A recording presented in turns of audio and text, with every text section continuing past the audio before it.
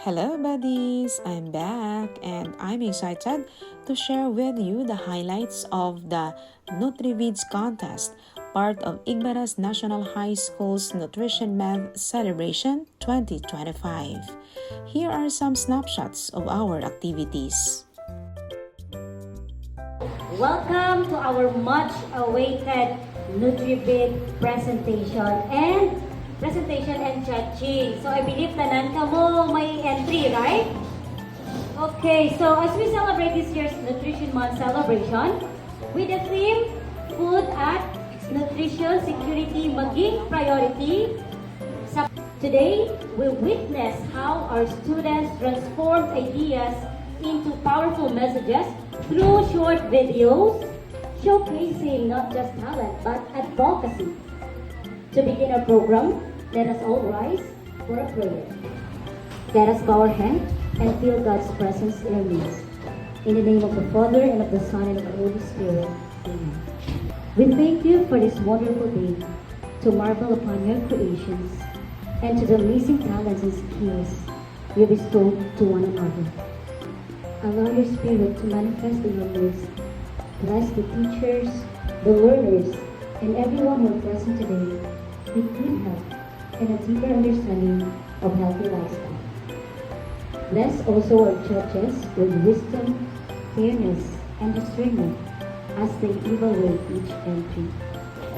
So to officially welcome us to this exciting event, let us welcome the ever vibrant and vibrant and of course talented yung katama na ICT Coordinator Miss Amor Elanga for some few words.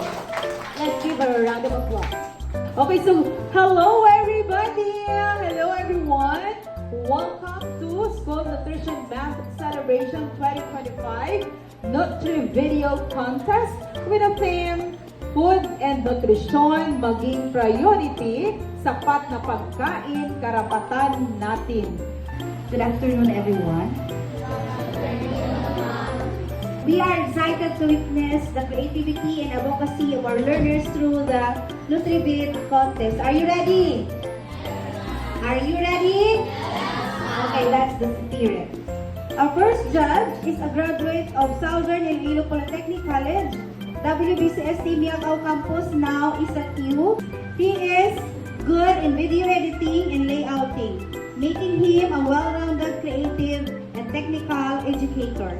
Let's give a warm applause to Sir Julie Escurida.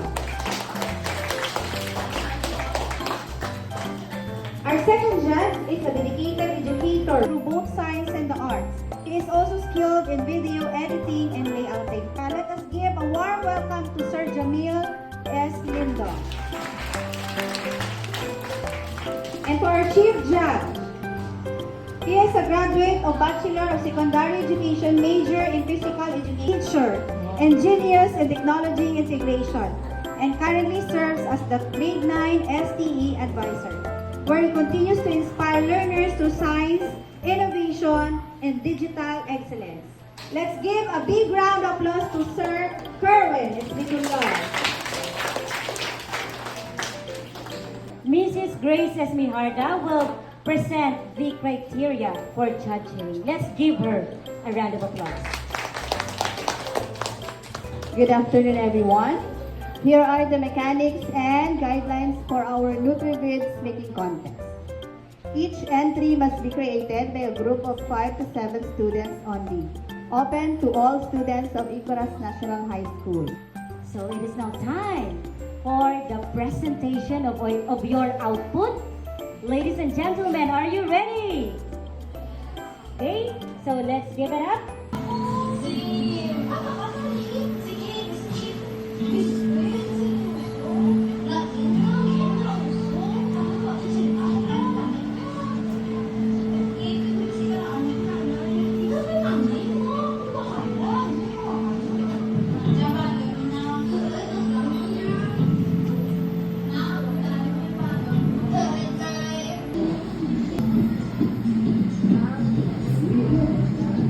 Congratulations, you all did a great job.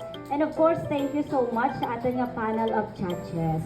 And of course, the awarding of the winners will be on July 31. So excited ka mo? Raka namin, no?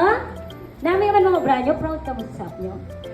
Dapat proud ka mo because you are and you will always be part kang advocacy kang atin nga Nutrition Month celebration. And of course, kang campaign kang Igbaras National High School for a healthier, happier, and of course, more productive Igbaras non-learners. Once again, thank you so much and congratulations. Thank you.